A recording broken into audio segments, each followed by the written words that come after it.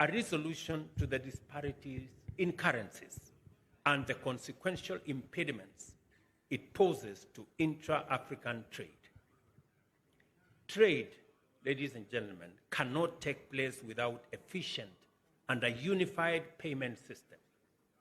Although there has been introduction of several regional payment infrastructure in the continent, we lack a single system that seamlessly facilitates trade among all our nations, eliminating the obstacles posed by varying currencies. I am, however, delighted to note that Afreximbank, in its mandate to facilitate intra-Africa and extra-Africa trade, embarked on building a centralized payment and settlement system to support trade under the ACFTA. It is called the Pan-African Payments and Settlement System.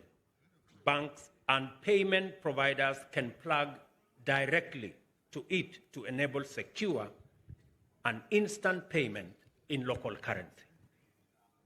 The system is designed to reduce or eliminate the challenges of cross-border payments and by so doing, accelerate intra-Africa trade. Let me say this. I think it is important for the trade ministers who are here. We are all struggling, and all our businessmen are struggling, and our traders are struggling to make payments for goods and services from one country to another because of differences in currencies. And in the middle of all this, we are all subjected to a dollar environment. Kenyans want to pay for Tanzanian goods in dollars. Tanzania wants to pay for DRC goods in dollars. Egypt wants to pay. Why are we bringing dollars in the middle of our trade?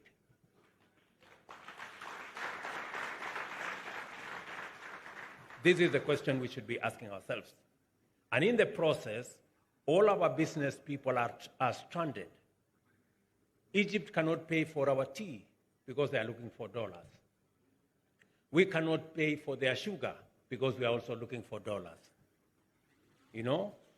And this is I had a conversation with President Orama of the Afreximbank, and they have built a mechanism where all our traders can trade in the local currency, and we leave it to the Afreximbank to settle all the payments in local currency. We do not have to look for dollars.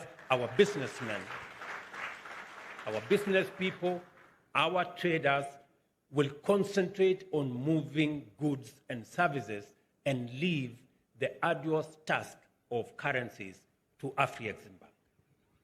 I know we are all trying to see because of what the dollar has done to all our economies. The dollar has moved from less than 1% in the US to about 5.2%. With that movement, and I am told it is the steepest rise in interest rates ever since the US established their mechanism. That steep rise has caused us unnecessary trouble. I think it is important for us to figure out. Many of us are saying, oh, maybe we should move away from the dollar to the yuan. Maybe we should move away from the dollar to another currency.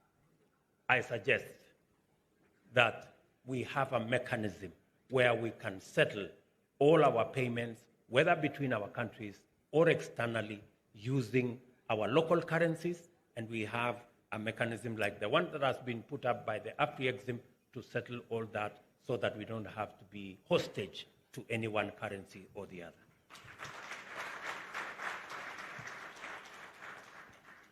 Without a single payment platform, payment instructions from one African country to another typically passes through several intermediary financial institutions, leading to increased costs, complications, problems, and unnecessary currency fluctuations and ends up being a whole ecosystem of confusion.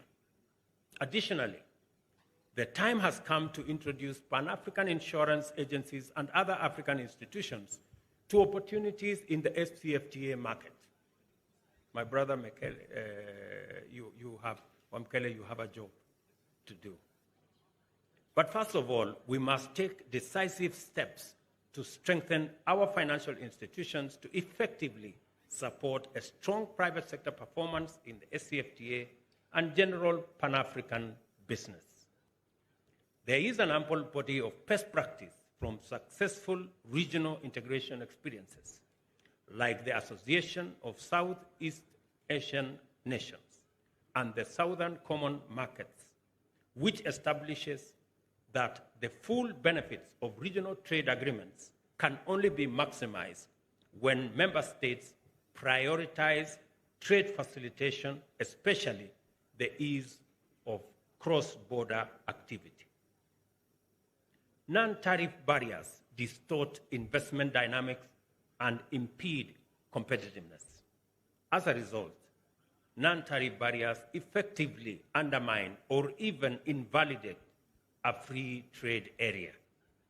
This is why we must take such barriers as weak transport and logistics capacity, customs-related delays, rules of origin, import bans and export restrictions, quotas and levies, technical barriers, import permits and licenses very seriously, because they ultimately reverse all the steps we try to make towards a free trade area. They may look small, they may look incremental, but they are sum total amounts to a reversal of what we are all trying to achieve. I was giving an example of the private sector this morning of, Uganda is our second best trading partner with Kenya. But you find some bureaucrats. President Museveni had to call me about 2 days ago to ask me about Uganda milk that had challenges coming into Kenya. Yet we have all manner of products we are exporting to Uganda. These kind of non-tariff barriers ultimately amount to undermining our free trade area. And we must be vigilant to make sure that such small steps do not amount to whole barriers.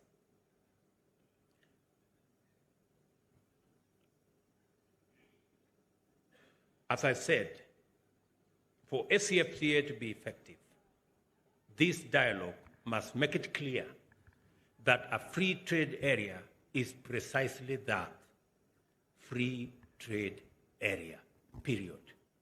It should not mean anything else. Other critical outputs expected from this dialogue span such a broad range of areas as labor mobility, protection of domestic investors, governance of state-owned enterprises, competition policy, and climate action. I take this opportunity to appreciate the good work of the ministers and their technical teams in concluding all SCFTA instruments necessary for commencement of preferential trade, notably the agreement establishing the SCFTA as well as the protocols on trade in goods, trade in services, resolution of disputes, investments, competition policy, and intellectual property rights, as well as all other protocols that support the implementation of the free trade area.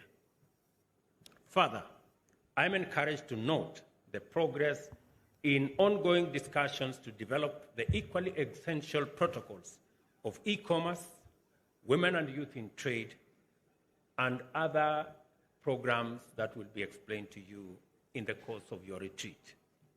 By these instruments, we underscore our commitment as Africa to inclusive trade that recognizes and empowers vulnerable and traditionally marginalized segments of the population who often bear the brunt of poverty, inequality, and underdevelopment, and signal as a continent our agenda to leverage ICT and the internet to accelerate trade and integration. Even as we appreciate the achievements in concluding these protocols, I recognize the outstanding issues, particularly as pertains the protocols on trade in goods and trade in services, that must be resolved for the efficient implementation of ACFTA. I am very confident that the men and women who are in this meeting, the 29 ministers present, and all the other delegations will be able to resolve these issues for the bigger picture for us to move into the future. These outstanding issues are the reason why the ministerial retreat has been convened.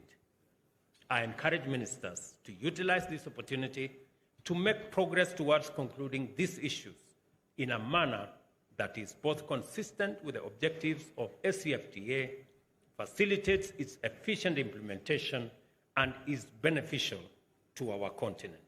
Please, good people, do not let us down. We are banking on you because this progress is urgent, is necessary, and is important. As I do so, I take this opportunity to congratulate the countries which have taken the tremendous step of signing and ratifying